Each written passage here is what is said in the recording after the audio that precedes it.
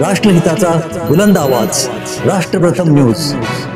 कामगार विमा योजनेअंतर्गत रुग्णांकडून अवैधपणे पैसे घेतल्याचा आरोप करत सांगलीतील विश्रामबाग परिसरातील आदित्य मल्टीस्पेशालिटी रुग्णालयात मंगळवारी दुपारी सुमारे 2 वाजता जोरदार तोडफोड करण्यात आली।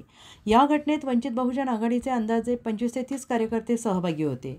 त्यांनी हातात निळे झेंडे आणि हॉकी स्टिक घेऊन अचानक रुग्णालयात प्रवेश केला।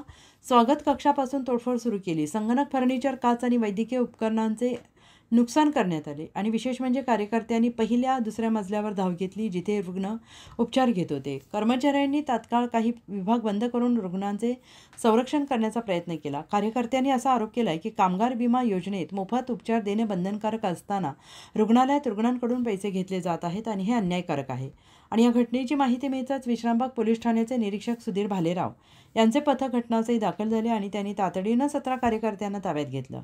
पोलिसांनी स्पष्ट इशारा दिला आहे की कायदा हातात घेणं खपवून घेतलं जाणार नाही। काही आक्षेप असल्यास कायदेशीर मार्गाने जावं लागेल, अन्यथा कठोर कारवाई केली जाईल। दरम्यान रुग्णालय प्रशासनाने देखील या प्रकरणी पोलिसांकडे तक्रार दाखल करण्याची प्रक्रिया सुरू केली असून रुग्णालयाचे दैनंदिन कामकाज काही काळासाठी विस्कळीत झाले होते।